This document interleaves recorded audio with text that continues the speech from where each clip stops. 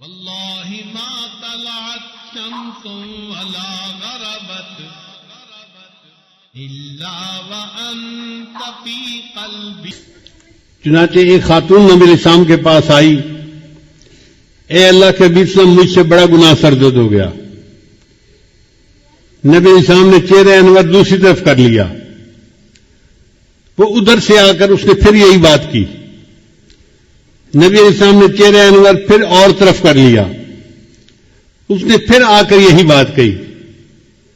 پھر نبی علیہ السلام چہرہ انور چوتھی طرف کر لیا. اس نے پھر آ کر یہی بات کا اقرار کیا کہ مجھ سے بڑا گناہ سرزد ہو گیا ہے. اصل میں نبی علیہ السلام اس سے 4 مرتبہ کہلوانا چاہتے تھے. اگر ایک دفعہ کہتی تو کام معاف ہو جاتا. اب چونکہ اس نے 4 مرتبہ گواہی دے دی تھی تو نبی علیہ السلام نے فرمایا کہ تجھے کوئی شک ہو گیا ہوگا، وہم ہو گیا ہوگا. اس نے کہا اللہ کے نبی صلی اللہ علیہ وسلم، وہم والی کوئی بات نہیں، میں نے بڑا گناہ کیا اور اس وقت بچہ میرے پیٹ میں پل رہا ہے، میں بچے کی ماں بننے والی ہوں، کوئی شک والی بات نہیں ہے. تو نبی علیہ السلام نے فرمایا اچھا، جب تک بچے کی ولادت نہیں ہو جاتی تم جاؤ، جب ولادت ہو جائے پھر میرے پاس آنا. یہ عورت اپنے گھر واپس چلی گئی. آپ غور کریں، اس عورت کے سر پہ پولیس مسلط نہیں تھی، یہ کہیں جیل کے کمرے میں بند نہیں تھی، یہ اپنے گھر میں تھی. اگر یہ چاہتی وہاں سے کہیں چلی جاؤں دور تو یہ اپنے ہسبینڈ کے ساتھ کسی اور بستی میں جا کے رہ جاتی، مگر یہ بھاگی نہیں اور اپنی بات سے پیچھے بھی نہیں ہٹی. جب بچے کی ولادت ہو گئی تو اپنے بچے کو لے کے پھر نبی علیہ السلام کی خدمت میں آئی. اے اللہ کے حبیب صلی اللہ علیہ وسلم، میرا بچہ پیدا ہو گیا، بیٹا پیدا ہوا ہے، اور میں آئی ہوں کہ آپ مجھے پاک کر دیجئے، میں قیامت کے دن اللہ کے سامنے ناپاک حالت میں نہیں جانا چاہتی. تو نبی علیہ السلام نے فرمایا تمہارے قریب میں کوئی عورت ہے جو اس بچے کو دودھ پلائے؟ تو پتہ چلا کہ کوئی اور عورت ایسی نہیں تھی بچے والی جو اس کو بھی دودھ پلاتی. اس زمانے میں ڈبوں کے دودھ تو ہوتے نہیں تھے، مائیں دودھ پلاتی تھیں، تو کوئی اور عورت قریب نہیں تھی.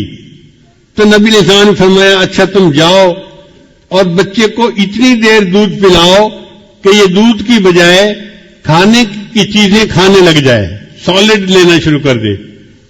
وہ عورت گھر واپس آ گئی اپنے بچے کو لے کے. اب اس کے پاس 2 سال کا وقت تھا، کیونکہ دودھ پلانے کی عمر عامین یومین کاملین 2 سال پورے ہوتی ہے. اس عورت نے بچے کو 2 سال دودھ پلایا تو بچہ اتنا بڑا ہو گیا کہ وہ روٹی کا ٹکڑا کھانے کے قابل ہو گیا. چنانچہ وہ اپنے بچے کو اس حال میں لائی کہ بچے کے ہاتھ میں روٹی کا ٹکڑا تھا اور بچہ روٹی کا ٹکڑا کھا رہا تھا. یہ پروف تھا اے اللہ کے نبی صلی اللہ علیہ وسلم، اب میرا بچہ دودھ کا محتاج نہیں رہا. اے اللہ کے نبی صلی اللہ علیہ وسلم، میرے اوپر حد جاری کیجئے اور مجھے پاک کر دیجئے. اس کا مطلب یہ کہ اس عورت کے دل میں ایک آگ لگی ہوئی تھی، ندامت کی، شرمندگی کی، کہ میں گناہ تو کر بیٹھی ہوں لیکن میں اس گناہ کی حالت میں اپنے رب کے سامنے نہیں جانا چاہتی. میں چاہتی ہوں کہ میرا اللہ میرے گناہ کو دنیا میں معاف کر دے اور میں آخرت کی ذلت سے بچ جاؤں. چنانچہ نبی علیہ السلام نے اس عورت کو رجم کرنے کا حکم دیا.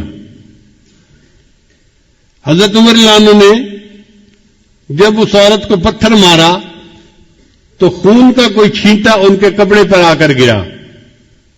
تو انہوں نے اس عورت کو کہا یہ کتنی ایسی ہے اور ویسی ہے، اپنے قبیلے کو بھی بدنام کیا، ماں باپ کو بھی بدنام کیا، اور ایسی حرکت کرنے پہ تجھے شرم نہیں آئی؟ جب حضرت عمر رضی اللہ عنہ نے اس کو ڈانٹا تو نبی علیہ السلام نے فرمایا عمر اس کے بارے میں کوئی ایسی بات نہ کہو، لقد تابت توبتن، اس عورت نے ایسی سچی توبہ کی ہے، اس کی توبہ کے ثواب کو مدینہ شہر کے سب لوگوں میں تقسیم کر دیا جائے، اللہ سب کے گناہوں کو معاف کر دے. تو گناہگار اپنے گناہوں سے توبہ کرتا ہے، اللہ اس کے بدلے پورے شہر کے لوگوں کے گناہوں کو معاف فرما دیتا ہے.